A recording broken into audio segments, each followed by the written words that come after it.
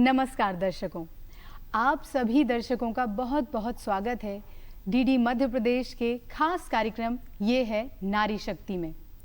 साथियों, नारी शक्ति है, नारी सृजन करती है, नारी कलाकार है और हमने कई बार सुना है कला से बदलेगा कल। तो साथियों, आज हम एक ऐसी कलाकारा से मिलने वाले हैं जो हमारे मध्य प्रदेश का जाना माना नाम है। आपको 25 से ज़्यादा राष्ट्रीय पुरस्कार मिल चुके हैं। आप भोपाल की जानी मानी अभिनेत्री हैं, आप लेखिका हैं, आप नायिका हैं, आप निर्देशिका हैं और एक बहुत अच्छी थिएटर आर्टिस्ट हैं। तो साथियों, आइए हम स्वागत करते हैं। नमस्ते मैम, विष्णा जी का बहुत बहुत स्वागत है हमारे खास कार्यक्रम ये है नारी शक्ति में। नमस्कार मैम, सबसे पहले हम जानना चाहते हैं कि एक कलाकार होने के नाते आप इस समाज को किस दृष्टिकोण से देखते हैं? संवेदनशील होने की दृष्टि से। क्या बात है मैम, आपके पहले ही शब्द से हमें ये जानने को मिलता है कि आपकी सोच कितनी गहरी है। मैम, अपने बारे में दर्शकों को कुछ बताइए कि आपने शुरुआत कहाँ से की या फिर एक कलाकार बनने का आपका सफ़र कैसा रहा और आपने शुरुआत कहाँ से की? शुरुआत तो देखिए सभी कलाकारों की बचपन से ही हो जाती है। वैसे मेरी ही बचपन से हुई, क्योंकि मैं अपने पूरे ख़ानदान में सबसे छोटी थी, तो बहुत लाड़ प्यार और बहुत मस्तीखोर। तो मस्ती भी चलती रही और स्कूल के हर फंक्शन में बढ़ चढ़कर हिस्सा लेना, वो एक चीज़ थी जहाँ से मुझे आर्ट की तरफ मैं मुड़ी। और डांस करना और नाटक करना, गेम्स खेलना, मतलब स्कूल का ऐसा कोई इवेंट नहीं होता था जिसमें मुझे पार्टिसिपेट नहीं करना होता था।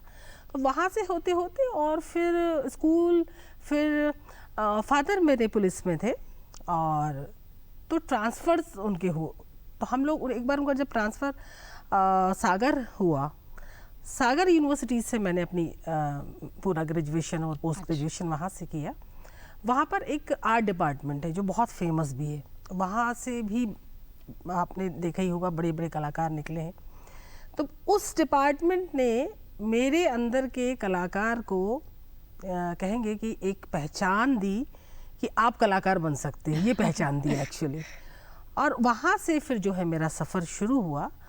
तो उसके बाद मेरे सॉन्ग एंड ड्रामा डिवीज़न में भी एज ए कैजुअल आर्टिस्ट वहाँ पर भी मैंने काम किया, वो मेरी पढ़ाई के दौरान।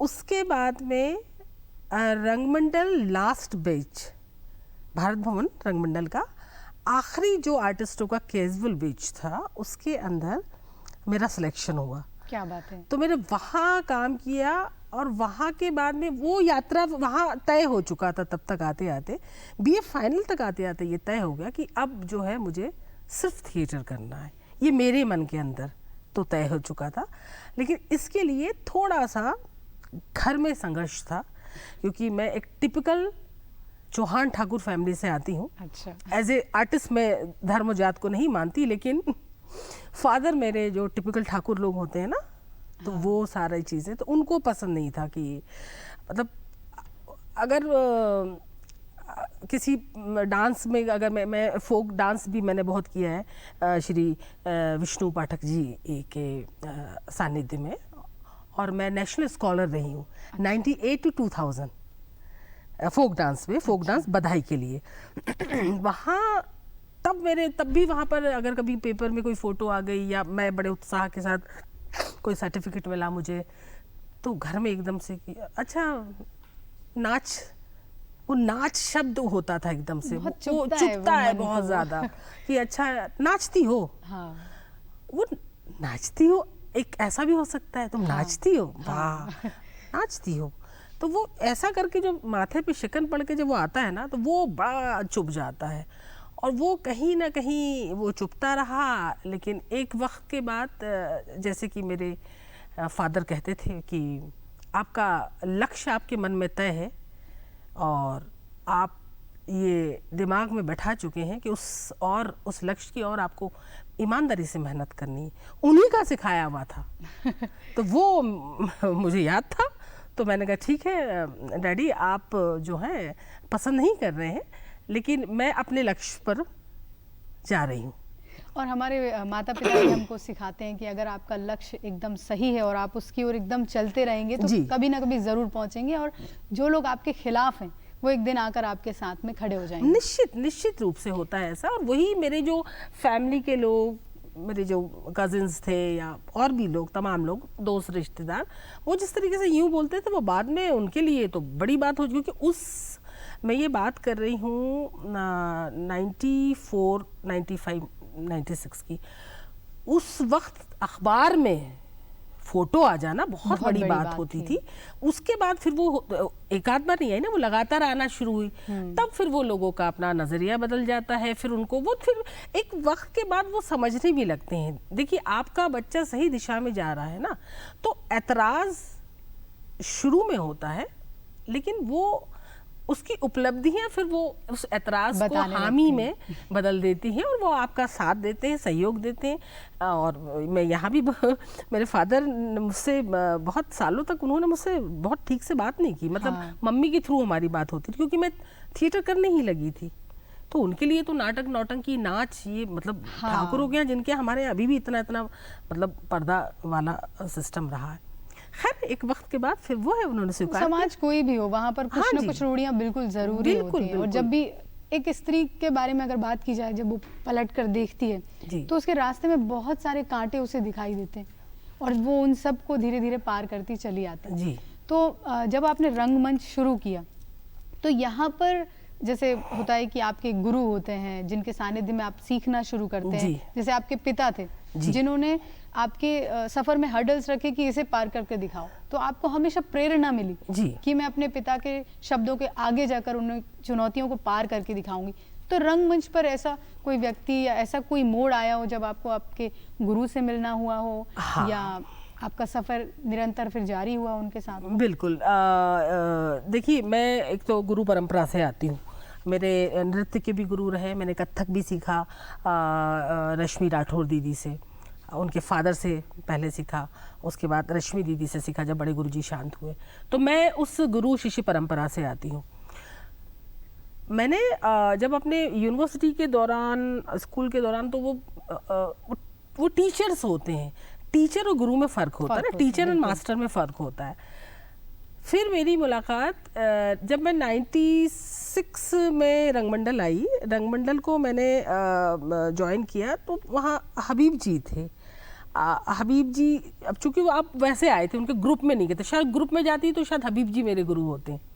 लेकिन चूंकि मैं एक इंस्टीट्यूट में आई थी और वहाँ पेड आर्टिस्ट हुई, तो वहाँ वो गुरु शिष्य वाला मसला नहीं रहा। हालांकि हबीब जी भी मुझे बहुत प्रेम करते थे। और देखिए, प्रेम आपको सब कर लेते हैं, वो दो चीज़ें होती हैं, एक आपका हुनर होता है, दूसरा आपका स्वभाव होता है। यही दो चीज़ों से आपको लोग पसंद करेंगे या ना पसंद करेंगे, है ना, वो कोई भी फील्ड हो। उसके बाद में 98 की बात मैं आपको बता रही, तब मैं पढ़ाई कर रही थी। तो ये तो मेरा सिलसिला कैजुअल हुई, हाँ, बस वो शिक्षा होती रही अपनी और मैं आती रही जाती रही इस तरीके से। 16 सितंबर 98 की बात आपको मैं बता रही हूँ। इसी दूरदर्शन के देवेश पांडे जी हैं, वो हमारे सागर के हैं, और वो मेरी जो बड़ी अम्मा थी, उनकी बिटिया, उनको मेरी दीदी जो थी उनको राखी बांधती, तो हमारे घरेलू रिलेशन थे। वो मुझे जानते थे, तो ये नाटक करती है, नौटंकी, वो जानते थे। यूनिवर्सिटी में हमारे सीनियर मोस्ट भी रहे। वो काम करते थे अलग दादा के साथ, अच्छा। जो मेरे गुरुजी के साथ थे। अलग दादा ने कहा कि मुझे एक ऐसी लड़की चाहिए जिसको डांस करना आता हो और जो नाटक भी करती हो। तो देवेश जी ने मेरा नाम दादा को बताया। दादा मुझे एज ए फोक डांसर जानते थे, लेकिन दादा को ये नहीं मालूम था कि मैं नाटक भी करती हूँ और मैं थिएटर भी, वहाँ अन्वेषण जो सागर में थिएटर, एक्चुअली मेरी जननी जो है थिएटर में, बेसिकली वो अन्वेषण थिएटर ग्रुप सागर है। अच्छा, हाँ, वहाँ तो वो मुझे जानते थे। तो उन्होंने फिर दादा से कहा, तो हाँ विष्णा, तो वो जानते ही थे दादा, क्या बोले वो तो डांस करती है, विष्णु पाठक जी की शिष्या है। हाँ, बोले नहीं, वो एक्टिंग भी करती, वो थिएटर भी करती। अरे अच्छा, ऐसे करके मैं आई। तब दादा उस वक्त वो जो मेरा पहला नाटक था राजा का स्वांग कर रहे थे, वो स्वांग शैली में था और बुंदेली बोली में भी था। तो मैं आई, फिर मैंने दादा के साथ उस नाटक में मैंने काम किया।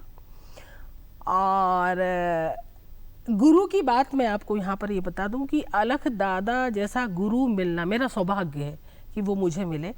मैं जब यहाँ पर आई तो मैं ऑलरेडी 10 नाटकों में काम कर चुकी थी, कई शो कर चुकी थी, लेकिन दादा ने उसमें एक संवाद का एक था, वो भी मुझे देने से वो कतराए अच्छा थे।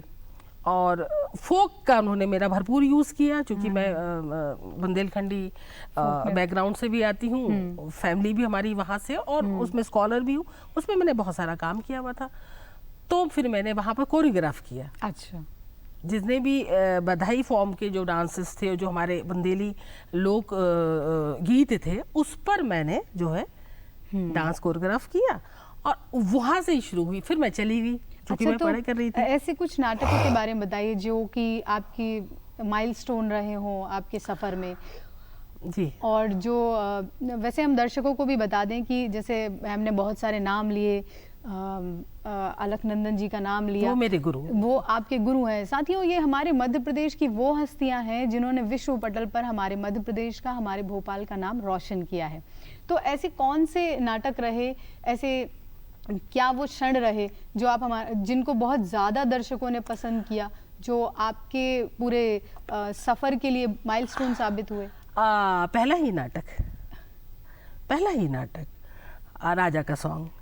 ये राजा का सॉन्ग पहला नाटक, जो मैं कह रही हूँ कि एक संवाद देने में भी अलग दादा ने मुझसे गुरेज किया था, और वो फिर एक संवाद उन्होंने मुझे दिया था। हाँ। और मैं उनके सालों तक उनको ये बोल के मैं जब उनकी बिल्कुल उनकी शिष्यता में चली गई। हाँ। और बहुत सहज हो गई, तो मैं उनको, जब मैं अपना गुस्सा दिखाती थी कि आपने मुझे उस नाटक में एक डायलॉग दिया था, वो भी आप मुझे नहीं दे रहे थे। वो डायलॉग क्या था, हमारे दर्शक भी सुनना चाहेंगे। वो डायलॉग था कि महाराज जी छोटे कुंवर साहब आ रहे हैं, कहा हम उन्हें भेज दें। वो बुंदेली एक थोड़ा सा लहजा। हाँ। वो एक इतना सा संवाद था। बुंदेली की बात ही अलग है, उसको बोलते वक्त जो मिठास हमें महसूस होती है, वो मुझे लगता है कि हाँ, पूरे मध्य प्रदेश में हम इस मामले में मध्य प्रदेश में बड़ा रिच है ये मामला, और हम लोग बड़े भाग्यशाली हैं कि हम मध्य प्रदेश में हैं। हाँ। हालांकि हमारा पूरा देश ही जो है वो पूरे विश्व पटल पर, हिंदुस्तान जो है वो एक अलग ही देश है, और बहुत सारी परंपराओं का, बहुत सारे धर्मों का, और बहुत सारी रिचुअल्स का देश है हमारा। लेकिन मध्य प्रदेश और रिच है इस मामले में। अगर हम मध्य प्रदेश की बात करें तो हमारे यहाँ बहुत सारी बोलियाँ, बहुत सारी जो है लोक कथाएं, मतलब इतना रिच है ना हम, और भाषाएं। लेकिन बोलियों की अगर हम बात करें या लोक संस्कारों के साथ अगर हम आए, तो बहुत सारी हमारे यहाँ बघेली है, बुंदेली है, माड़ी है ना, बहुत सारी है हमारे यहाँ। तो जब इसमें बुंदेली जो है वो इस मामले में और रिच है कि इसमें ह्यूमर भी बहुत अच्छा है। बुंदेली में जो ह्यूमर है ना, वो उसका मजा ही अपना एक अलग है।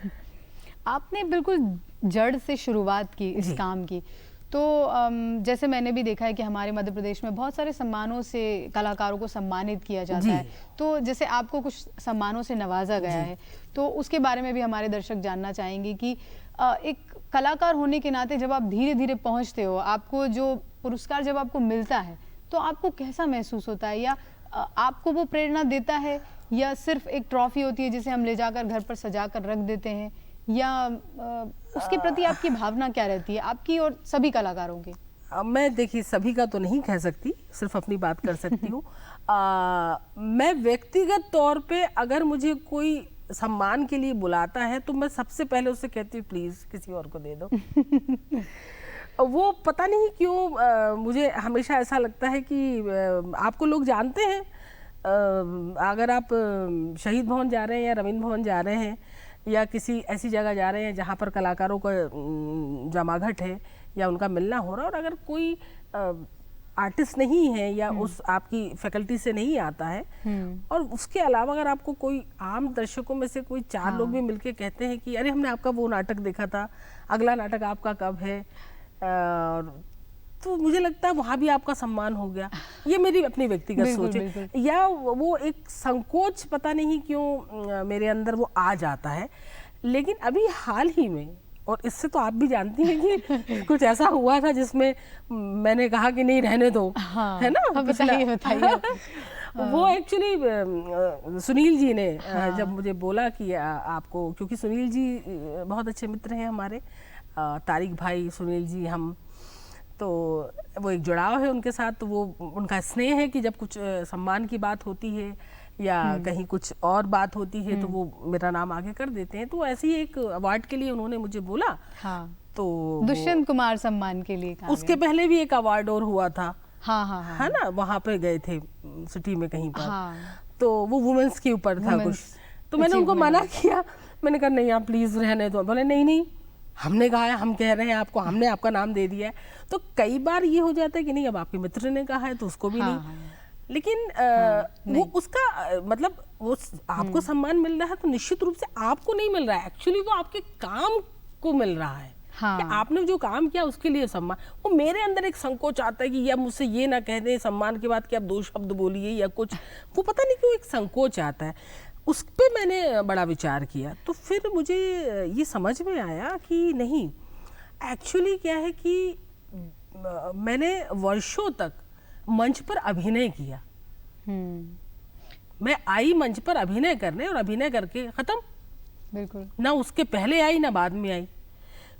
तो शायद वो आदत है कि मैं अपना काम करूं और चली जाऊं, तो शायद इसलिए वो कहीं कोई एक तो संकोच आपको आता है। जैसे कि मुझे भी जानकारी मिली कि आपको जूनियर फेलोशिप भी मिली। जी जी जी। तो उसके बारे में भी हमारे दर्शकों को बताइए। और कोई ऐसा, जैसे आपने कुंती का भी रोल किया और कोरोना वॉरियर्स भी आप रही हैं, उसके लिए भी आपको सम्मानित किया गया। जी जी। तो उसके बारे में भी बताइए, हमारे दर्शक जानना चाहते हैं। जूनियर फेलोशिप मुझे मिली है 2007 टू 2009, 2007 से लेके 2009 तक, और जूनियर फेलोशिप मिली है मुझे रंगमंच के क्षेत्र में। हाँ, ठीक है।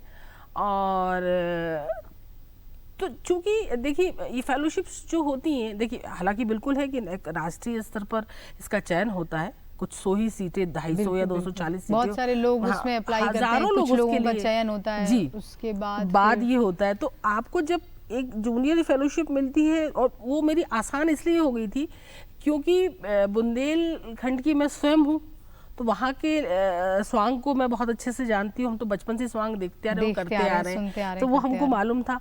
फिर जब मैं अपने गुरु अलग दादा जी के शिष्यत्व में जब मैं आई, तो वहाँ से मुझे बहुत, क्योंकि दादा भी वो तो मतलब साइकोपीडिया रहे हैं एक तरीके से, समझ लीजिए आप, बुंदेलखंडी स्वांग के, स्वांग के मामले में नहीं, ऑल ओवर जितने भी फॉर्म्स थे, तो दादा का साथ वहाँ पर बहुत अच्छा रहा कि, और मेरा सब्जेक्ट बहुत अच्छा था। मेरा सब्जेक्ट देखिए, मैं चाहती तो टोटल बुंदेलखंडी में करती, पर ये मैंने, दादा ने कहा क्या करोगी विश्वनाथ तुम, तो मैंने कहा दादा मैं मालवा का माच, तो यहाँ स्वांग और माच के जो कुछ जो एलिमेंट्स हैं वो मिलते हैं आपस में, अभिनय तत्व मिलते हैं, तो मेरा सब्जेक्ट ही मैंने जो चुना वो मैंने ही बनाया अपना, कि बुंदेलखंडी स्वांग और मालवा के माच के अभिनय तत्व का समावेश। क्या बात है, ये मैंने मिलाया। तो उस दौरान फिर मुझे मालवा का माच भी मैं जानती थी, क्योंकि हमारे तो बहुत करीबी है ना।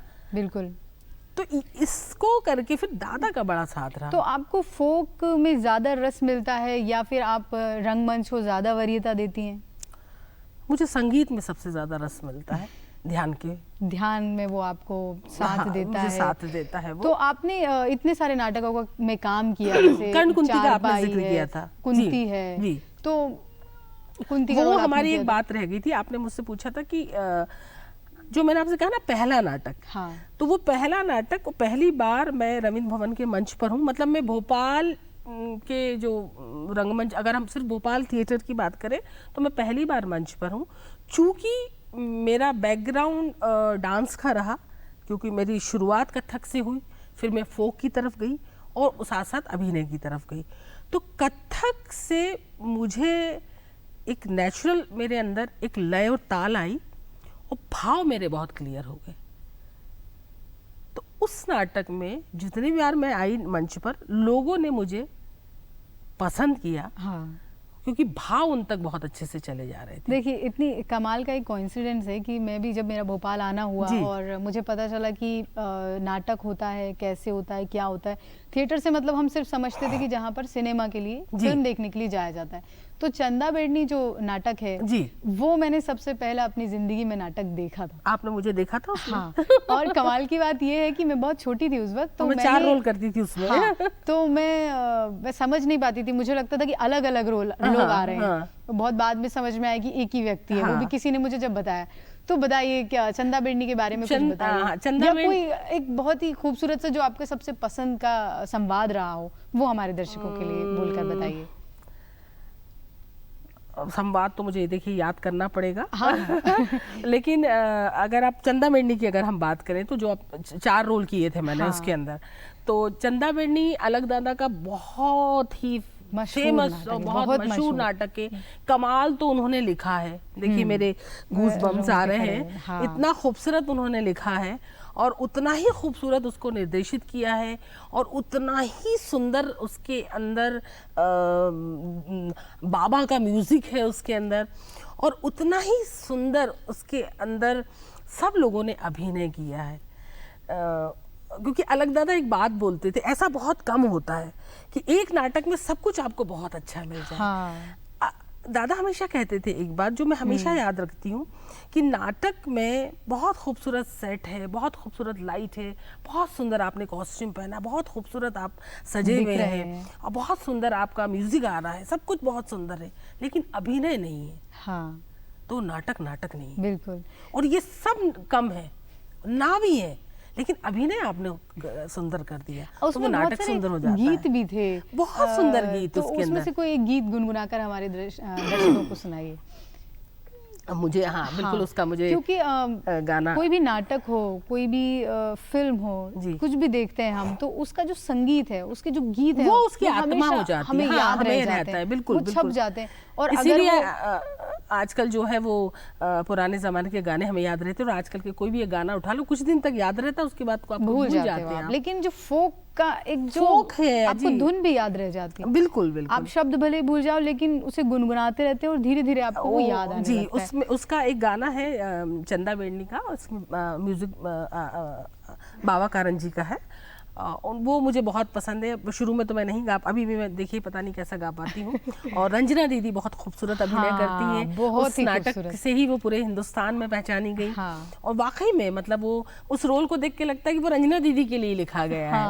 अच्छा, हमारे नाटक को देख करके मुझे भी प्रेरणा मिली थी कि मंच पर आप कैसे जीवित रह सकते हैं। उसमें मैं मुन्नी उनकी सहेली का रोल करती थी, फिर मैं राजा के वहाँ चली जाती थी तो मैं एक नर्तकी का रोल करती थी। हाँ। फिर मैं लौट कर आती थी, फिर मैं बूढ़ी काकी का भी रोल किया और मैं घूंघट डाल लेती थी, और फिर वापस आके मैं फिर मुन्नी बन जाते। तो ऐसे करके सॉरी गांव वालों में शामिल, तो ऐसे करके मैंने उसमें 4 रोल किए थे, और वो बड़ा बड़ा टास्क होता है। आज मुझे लगता है, पहले लगता था आपको कभी ना कभी जब आपकी उम्र कम होती है और आप बहुत चीज़ों को उस तरीके से समझते नहीं है, तो आपको लगता है कि अच्छा हमको ये रोल मेरे अंदर एक था, ये ईमानदारी से बताती हूँ। नहीं, जब आप एक रोल कर रहे हो तो आप फोकस हो, आपको पता है कि आपको 4 कर रहे हैं ना, पर जब आप 4 कर रहे हो तो बहुत 4 में सिर्फ मेरा ये होता था कि मैंने ये एंट्री ली, एग्जैक्टली ग्रीन रूम में गए, फटाक से दूसरा चेंज किया, फिर आए, फिर आपने अपना रोल पार्ट अदा किया, फिर यही होता रहता था, बस यही होता है। तो उसका वो गाना है, वो मुझे बहुत पसंद है। मोरो हिरना हिरागा मुरु हिरना हिरागा है बन में, राजा कमान झुका लो। मुरु हिरना हिरागा है बन में, राजा कमान झुका लो। क्या बात है, बहुत ही खूबसूरत। बिल्कुल ऐसा लगा कि संगीत के साथ ही सुनाई दे रहा है। बाबा के लिए तो कहा ही जाता था ना कि वो तो मतलब वो तो लकड़ी जादू कर देते थे। वो तो पत्थर से भी अभिनय करवा लेते थे। लकड़ी, नारियल के खपचे, फूल, चिमटा, बेलन, हर चीज से वो म्यूजिक निकालते थे। मुझे कभी उनके साथ काम करने का मौका नहीं मिला, लेकिन फिर भी मैंने उनके बहुत सारे नाटकों को देखा है। उसको देखकर करके ही आपको इतनी प्रसन्नता मिलती है, इतना कुछ सीखने को मिलता है। बिल्कुल। जैसे कि आपने अभिनय के साथ साथ फिर लेखन में भी अपने कदम जमा लिए, और मैंने देखा कि आपने बहुत सारे आपके लिखे हुए ही नाटकों को निर्देशन किया। तो आपको अपने दूसरों के नाटक पसंद नहीं आए, या फिर आपको लगा कि मुझे मालूम था ये सवाल आएगा मुझे पता था ये सवाल तो आने वाला है। एक्चुअली नहीं, ऐसा नहीं है। मुझे बहुत सारे मेरे मतलब बहुत सारे राइटर हैं जो मुझे बहुत पसंद हैं, और उसकी वजह ये नहीं रही, उसकी वजह सिर्फ ये रही कि लिखती मैं शुरू से थी ना, और लिखना वही होता है ना, अपन कविताओं से या प्रोज में कुछ लिखना शुरू कर, मुझे प्रोज में लिखना बहुत पसंद है। तो वो करते करते फिर शेर व शायरी पढ़ना एक्चुअली देखिए, लिखता आदमी, मुझे ऐसा लगता है आप उतना बेहतर लिख पाएंगे जितना बेहतर आपने पढ़ा होगा। बिल्कुल ठीक है। पढ़ने का संस्कार हमारे घर से था। मेरे फादर हमारे यहाँ पर उस टाइम पे, अगर आप अपने डैडी से पूछेंगी तो आपके डैडी ये बता पाएंगे आपको कि ये किताबें कितनी फेमस थी। युग, दिनमान और रविवारिया, ये 3 पत्रिकाएं उस टाइम की श्रेष्ठ पत्रिकाएं थी। इसमें बहुत अच्छे जो है लेख आते थे, कहानियां आती थी। बिल्कुल ठीक। कहा हमें बचपन से ही कॉमिक्स और सब पढ़ने के लिए दिया जाता है। चंदा मामा कहाँ चला गया, बढ़ती जाए। तो हमारे दर्शक एक आखिरी सवाल आपसे जानना चाहते हैं कि जो आजकल की नई पीढ़ी है, जो नई पौध हमारे रंगमंच की तरफ आकर्षित होती है और धीरे से वो चली जाती है, फिल्मों की तरफ जाना चाहते हैं, सीरियल्स की तरफ जाना चाहते हैं, तो हमारे दर्शक जानना चाहते हैं संक्षेप में कि आप उनको क्या मशवरा देना चाहती हैं, या आप उनसे क्या कहना चाहेंगी कि रंगमंच, फिल्में या युवा नाटकों में आ रहे हैं, उनको आप क्या संदेश देना चाहेंगी? सिर्फ इतना कि आए हैं तो थोड़ा ठहरिए, जल्दी मत कीजिए। आप देखिए, आज भी पूरे देश में, ये पूरे देश में नहीं, मुझे लगता है पूरे विश्व में थिएटर को लेके एक कॉन्सेप्ट बिल्कुल दिमाग में वो एक बात रहती है कि जिनको फिल्मों में जाना है ना, वो भी एक माध्यम है। अभिनय वहाँ भी हो रहा है, अभिनय यहाँ भी हो रहा है, वहाँ कैमरे के सामने हो रहा है या सीधे दर्शकों अपनी आंखों से देख रहे हैं। आपको वहां जाना है, आप जाइए, उसमें कोई बुराई नहीं है, लेकिन इसको सराया खाना मत बनाइए। बिल्कुल कि आए, जब मर्जी आए, या आ गए, ठहर गए और चले गए। थोड़ा ठहरिए, थोड़ा थमिए, थोड़ा देखिए, थोड़ा सीखिए, जल्दी मत कीजिए। ऐसा नहीं होता, वहां भी ऐसे नहीं मिलेगा आपको सिद्ध तो करना पड़ेगा। बहुत ही शॉर्ट में, बहुत ही संक्षेप में हमारी आज की कलाकारों ने आपको बताया कि जल्दी मत कीजिए, थोड़ा ठहरिए, और प्लीज थोड़ा सा पढ़िए। पढ़ने का संस्कार जो मैंने आपसे कहा ना, वो आज की पीढ़ी में खत्म हो गया है, क्योंकि मेरे पास भी जो बच्चे हैं ना, उनको बोलना पड़ता है। मतलब वो उनसे पूछो क्या पढ़ा तो वो मुंह देखते रहते हैं। पढ़िए, प्लीज पढ़िए। बहुत बहुत धन्यवाद आपका। आपसे बात करके हमें भी बहुत अच्छा लगा और हमारे कलाकारों को भी बहुत अच्छा लगा। तो साथियों, हम मिलेंगे अगली बार आपसे। ये है नारी शक्ति कार्यक्रम में। धन्यवाद।